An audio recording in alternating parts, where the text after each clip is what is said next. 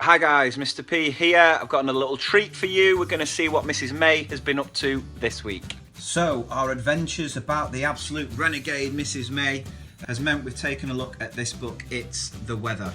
Now, just to give you a bit of context before we read the book, I'm going to assume that this is set after the book, The Play. Now, if you've not watched the first video about the play, pause this video, watch that, and then come back to it. So, after the play, I think SLT have had a little look and they've realised that, oh dear, our raise online is taking a bit of a dip. So they've had a bit of a talking to with Mrs. May and said, listen, we can't be having you running round deciding that scrap me planning, scrap this, scrap teaching the curriculum, we're just going to have some fun and put on a play. No, we can't have that anymore. We need results. We need these kids getting expected standard and greater depth. So, poor Mrs. May, like so many other teachers, is now teaching to the test and she's trying to get some reading done. Problem here, Mrs. May, is that you're reading a Phase 2 book to clearly a Key Stage 2 class. No wonder they're not listening to you, love. They're thinking, we read that book in reception.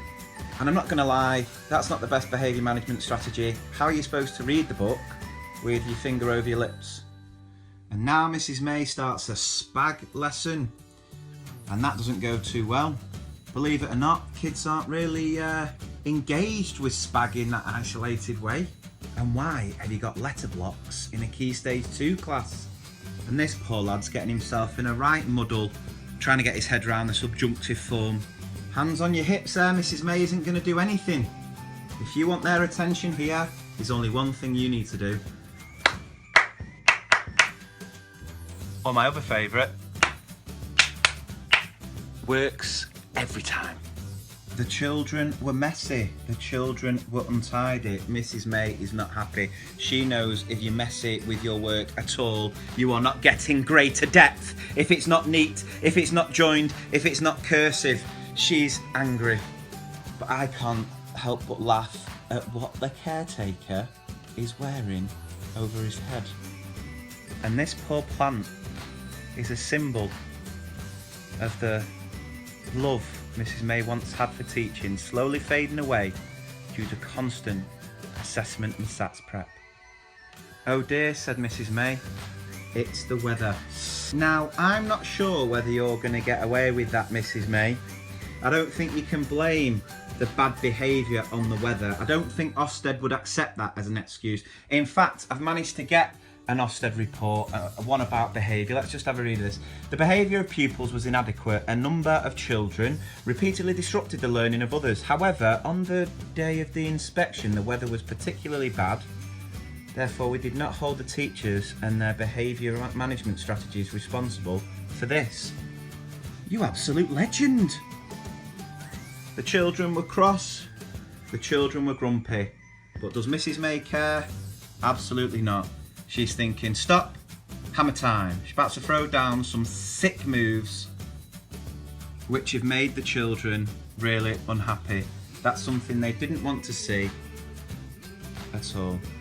Or were the children unhappy, the fact that they spent so much time preparing for a test that doesn't actually mean anything? Oh dear, it gets to break time and there's no way they're going out. It's the weather. I hear you, Mrs. May. When you get to that break time and see it's wet play, your heart sinks. You know you're in for a bad one. And after the morning you've had with these lot, you know what you need, a strong cup of coffee. So it comes to the summer term, SATs have been done, so Mrs. May can get back to doing some actual teaching. And yeah, the sun was shining, a little bit of pathetic fallacy there to symbolise the happy feeling that the SATs tests of doom are over. The children were good, of course they are, because they're now actually engaged and enjoying what they're doing. It's not really rocket science. What a day, said Mrs. May. And no one needs that cuppa more than good old Mrs. May. With a dashing green for good, green for growth ensemble there, it's a good day. So the moral of the story with this one is if all else fails, if the behaviour management's poor, blame the weather. If it looks like your children are going to fail the SATs, blame the weather. So as always, I hope you've enjoyed that. Please feel free to like and share. Make sure you're following on Facebook, Instagram, Twitter and YouTube. And I'll be back with another adventure with our hero Mrs. May very soon. #BeLikeMrs. May.